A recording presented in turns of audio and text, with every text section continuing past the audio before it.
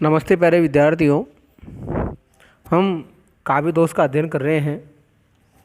पूर्व वीडियो में हमने काव्य दोष की परिभाषा, काव्य दोष के प्रकार और अपने इस पाठ्यक्रम में जो काव्य दोष है उनके नाम और साथ ही साथ च्युत संस्कृति और श्रुति कटुता जो दोष है उनका अध्ययन हमने पूर्व वीडियो में कर लिया है।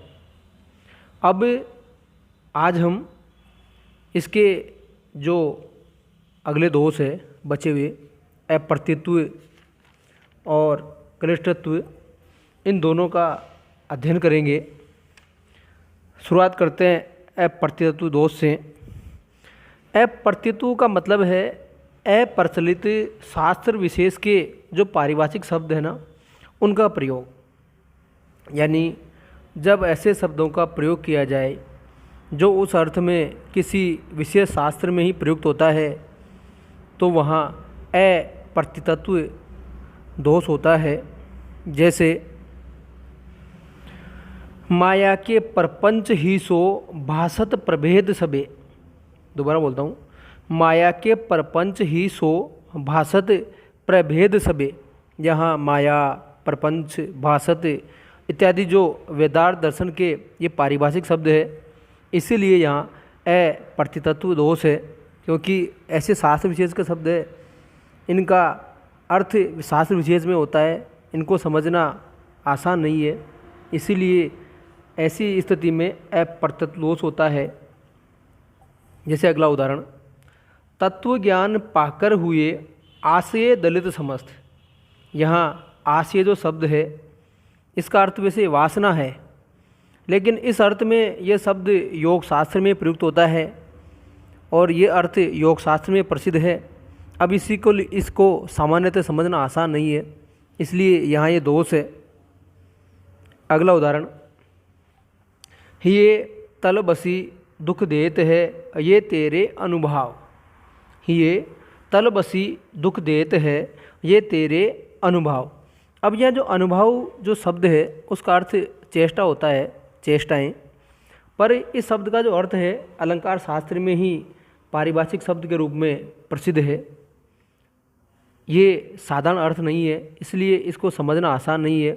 ये योग शास्त्र का ही शब्द है, इसलिए यहाँ भी ये अप्रतित्व दोष है। तो प्यारे विद्यार्थियों, इसके ये दो उदाहरण मैंने बता दिए, 3 उदाहरण, ये पर्याप्त है। इनको आप नोट भी कर लेना, याद भी कर लेना। अगला काव्य दोष क्लिष्टत्व। क्लिष्टत्व का मतलब है जहाँ शब्द का जो अर्थ ज्ञान है वो कठिनता से हो, यानी जब अर्थ सहज ही समझ में न आए। दोबारा, जब अर्थ सहज ही समझ में न आए, अर्थ समझने के लिए बहुत माथापच्ची करनी पड़े, वहाँ क्लिष्टत्व दोष होता है। यानी पद है, पद को आपने पढ़ा, लेकिन पद का जो अर्थ है उसको समझने में आपको बहुत माथापच्ची करनी पड़ी, बहुत दिमाग की कसरत करनी पड़ी, तब भी जाके अर्थ समझ में आया। और कई बार तो स्थिति हुई कि अर्थ समझ में भी नहीं आया, तो उस स्थिति में क्लिष्टत्व दोष होता है। जैसे खगपति पति तिये पितु बंधु जल समान तुय बेन। दोबारा बोलता हूँ, खगपति पति तिये पितु बंधु जल समान तुय बेन। यहाँ खगपति यानी गरुड़ है, के स्वामी विष्णु, उनकी पत्नी लक्ष्मी, लक्ष्मी के पिता सागर, सागर की पत्नी गंगा, उसके समान उसके बहनों को कहकर, उसके समान उसके बहन कहकर अत्यंत कलिष्ठतापूर्वक गंगा जल को कहा गया है, इसीलिए यहाँ क्लिष्टत्व दोष है। अगला उदाहरण, हेम सुता पति वाहन प्रिय तुम इसमें रति न फेर। अब ये जो पद है इसमें हेम सुता पति वाहन, अब इसका अर्थ बड़ी आसानी से समझ में नहीं आता। यानी हेम सुता यानी हिमालय की सुता, पार्वती के पति जो शिव है उनके जो वाहन है, अर्थात उनका वाहन बेल ही होता है। अर्थात अब उस बेल के बारे में, यानी मूर्ख की संज्ञा इस आधार पे दी गई है, तो मूर्त की संज्ञा इस आधार पर देना अब पाठक के लिए आसान नहीं है इसको समझना, इसलिए यहाँ कलिटस्तु दोष है। अगला उदाहरण, मंदिर अरद अवधि हरि बधी गए, हरि आहार चली जात। मंदिर अरद अवधि हरि बधी गए, हरि आहार चली जात। अब यहाँ कृष्ण जो है भगवान मंदिर के अर्धभाग की अवधि बताकर गए थे। भगवान कृष्ण जो मथुरा गए थे तो मंदिर के अर्धभाग की अवधि बताकर गए थे, पर सिंह के आहार बीते जा रहे हैं। जो सिंह है, अब सिंह का और मंदिर के अर्धभाग का अर्थ कलिष्ठ अब अभी आ जाएगा सामने।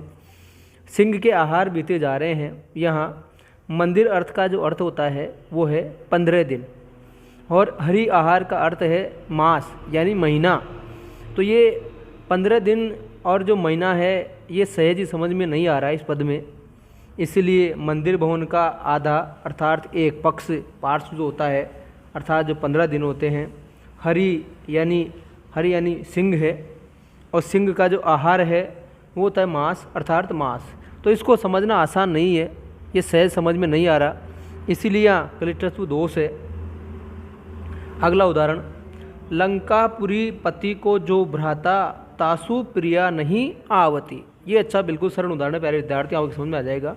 लंकापुरी पति को जो भ्राता तासु प्रिया नहीं आवती, यानी लंकापुरी का जो पति है रावण, उसका भ्राता यानी कुंभकर्ण, उसकी प्रिया, अब भ्राता की जो प्रिया थी वो थी निद्रा नींद, यानी कुंभकर्ण को प्रिय निद्राई थी, वो प्रिया नहीं आवती तुम्हें नहीं आ रही। तो बड़ी आसानी से इसको भी समझना आसान नहीं है। अगला उदाहरण बहुत ही अच्छा उदाहरण है, ये कंपटीशन में भी आपके बहुत काम आएगा प्यारे विद्यार्थियों। सारंग ले सारंग चल्यो, सारंग पूग्यो आय, सारंग सारंग में दियो, सारंग सारंग माय। अब ये जो सारंग है अनेकार्थी शब्द है, इसके अनेक अर्थ है। अब ये इस पद में इसके 7 अर्थ आ रहे हैं। अब इस पद में प्रयुक्त जो सारंग है, अब जैसे सारंग, पहला जो सारंग है उसका अर्थ है घड़ा, दूसरा सारंग सुंदरी, तीसरा सारंग बादल है, वर्षा के जो बादल है, चौथा वस्त्र है उसके धोती वस्त्र, पांचवा फिर उसका अर्थ है घड़ा, छठा जो सारंग आया उसका अर्थ है सुंदरी, और लास्ट में जो सारंग आया 7वां उसका अर्थ है सरोवर, यानी वो जो तालाब है, नदी कह दो आप, सरोवर कह दो। जैसे सारंग ले सारंग चलियो, यानी सारंग को लेकर, घड़े को लेकर सारंग यानी सुंदरी चली। सारंग पूगी आई, वो जा रही थी पानी भरने के लिए, सुंदरी जा रही है घड़े को लेके, लेकिन बादल आ गए यानी बरसात आ गई। सारंग सारंग में दियो, तो उस वस्त्री ने जो सारंग है अपने जो वस्त्र थे वो घड़े में रख दिया, क्योंकि उसको आगे नदी पार करनी है, इसलिए नदी पार करने के लिए ताकि वस्त्रों को वो बचा सके भीजने से, इसलिए जो वस्त्र है उसको सारंग में दियो यानी घड़े में, और उसने रख लिए। और सारंग सारंग माई, फिर वो जो सारंग यानी जो स्त्री है वो सारंग यानी सरोवर के भीतर चले जाती है उसको पार करने के लिए, तब वो पानी भर के लाती है। तो प्यारे विद्यार्थियों, अब इस सारंग का अर्थ समझना आसान नहीं है, इसीलिए कलिटस्तु दोष है। तो ये प्यारे विद्यार्थियों 2 दोष हो गए। अब वीडियो आगे का जो अगर अगला दोष मैं आपको इसमें पढ़ाऊँगा तो वीडियो काफ़ी बड़ा हो जाएगा, इसलिए ये 2 दोष ही इसमें पर्याप्त है। धन्यवाद।